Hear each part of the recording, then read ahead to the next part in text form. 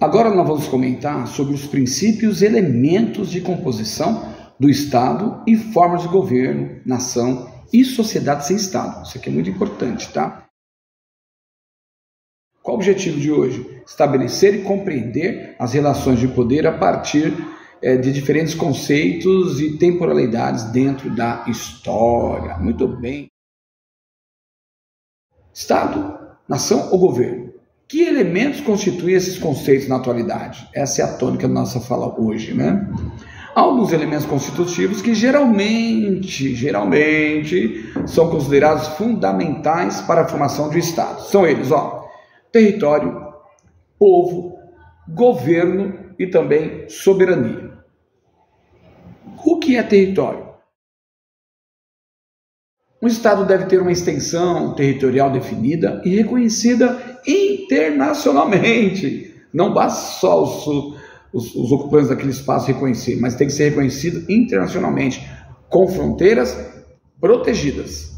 Tá? Isso é o que compõe o território. Povo. Um Estado deve ter uma população permanente, senão não configura um Estado, que vive no território e que se identifica como parte daquela comunidade política.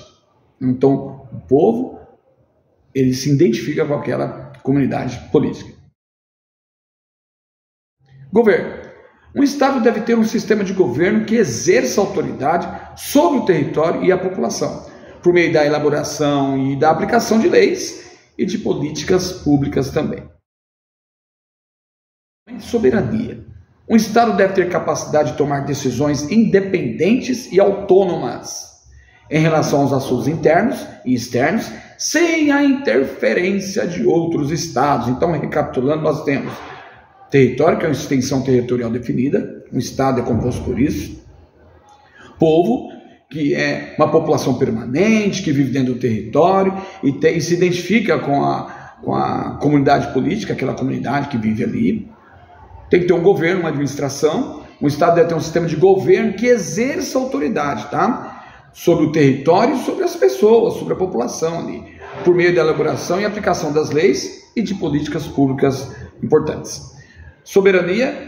Um Estado deve ter a capacidade de tomar as suas próprias decisões independentes e autônomas em relação aos assuntos externos e internos, sem a interferência de outros Estados de outros países. Quando falo Estado aqui, estamos falando dos países, tá? Por exemplo, Estado brasileiro, Estado americano, Estado argentino, Estado italiano e assim sucessivamente. Esses 4 elementos, território, povo, governo e soberania, são essenciais para a formação e a existência de um Estado.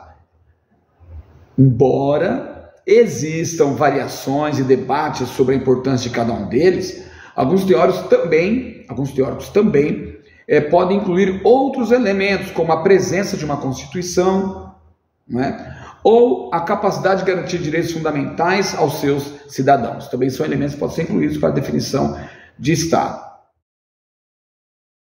Muito bem, diante dessa conceituação, o Brasil é um Estado-nação?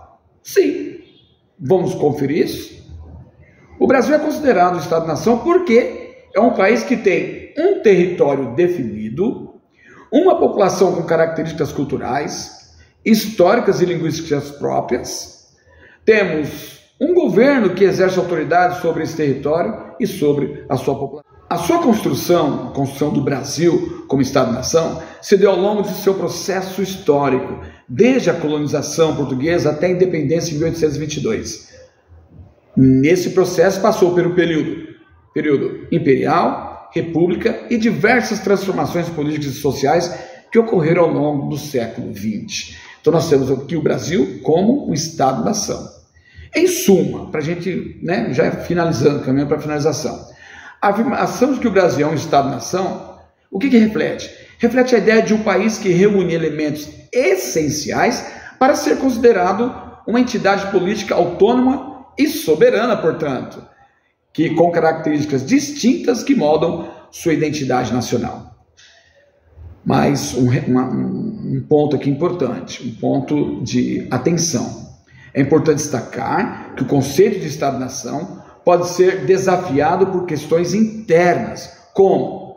Desigualdade social descaracteriza o Estado-nação, desigualdade econômica, desigualdades regionais, como podemos falar que somos uma só nação com tantas desigualdades?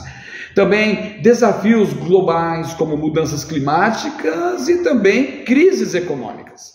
Tudo isso coloca em xeque, são desafiados essa noção de Estado-nação, que pode inclusive nos dividir se não for bem resolvido. Então é importante a gente ter essa noção para que a gente possa finalmente entender o Estado-nação. E quero ressaltar, para finalizar, é importante conhecer a forma de governo do nosso país, conhecer as suas diferentes esferas, porque isso fortalece a democracia. Promover a participação cidadã ativa, não passiva, mas ativa. E garantir também que as estruturas políticas atendam aos interesses e às necessidades da sociedade como um todo, não só de um grupo específico, do mercado ou de certas etnias, mas como um todo, atender toda a população, que todos fazem parte desse imenso Estado-nação chamado Brasil. Essa consciência contribui para a construção de uma sociedade, vamos lá, mais justa, transparente e responsável. Ok? Até mais. Valeu.